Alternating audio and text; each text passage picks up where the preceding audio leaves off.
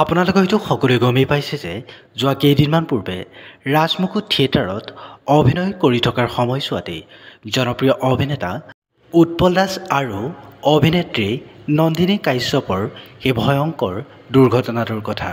আৰু সেই সময়ছোৱাতেই জনপ্ৰিয় অভিনেতাজনৰ এখন হাত বৰ বেয়াকৈ আঘাতপ্ৰাপ্ত হৈছিল। প্ৰিয় বন্ধু-বান্ধৱীসকল, ভ্ৰাম্যমাণৰ মঞ্চত সেই একেই ঘটনাৰ পুনৰাবৃত্তি হ'ল আন এজন সুদক্ষ অভিনেতাৰ লগত। যেনেদৰে অভিনেতা উৎপল দাসে সেই দুৰ্ঘটনাৰ পিছতো ভঙা হাতখনেৰে পুনৰ অভিনয় কৰি গৈছিল, ঠিক তেনেদৰেই এই অভিনেতাজনেও অভিনয় কৰি থকাৰ মাজতেই আঘাতপ্ৰাপ্ত হৈছিল যদিও পুনৰ অভিনয় কৰি গৈছিল। প্ৰিয় বন্ধু-বান্ধৱীসকল, পুনৰ ভ্ৰাম্যমাণত অঘটন। মঞ্চত নৃত্য পৰিৱেশন কৰি থকাৰ সময়তেই ষ্টেজৰ পৰা বাগৰি পৰিল অভিনেতা। ভ্ৰাম্যমাণৰ আশাৰী নাট্য দল নটসূৰ্য থিয়েটাৰ।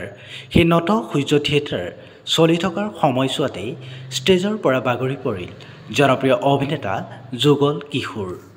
আৰু সেই দুৰ্ঘটনাটোত অভিনেতা যুগল কিশোৰে কম বেছি পৰিমাণে আঘাতপ্ৰাপ্ত হৈছিল যদিও জনপ্ৰিয় অভিনেতা উৎপল দাসৰ দৰেই তেওঁ নিজৰ অভিনয় কৰি গৈছিল। এই দুয়োটা ঘটনাৰ সম্পৰ্কে আপোনালোকৰ মতামত কমেণ্টত জনাব বুলি আশা ৰাখিলোঁ। লগতে যদি ভিডিঅ'টো চাই ভাল পালে ভিডিঅ'টোত এটা লাইক কৰি চেনেলটো ছাবস্ক্ৰাইব কৰিবলৈ নাপাহৰিব। ধন্যবাদ।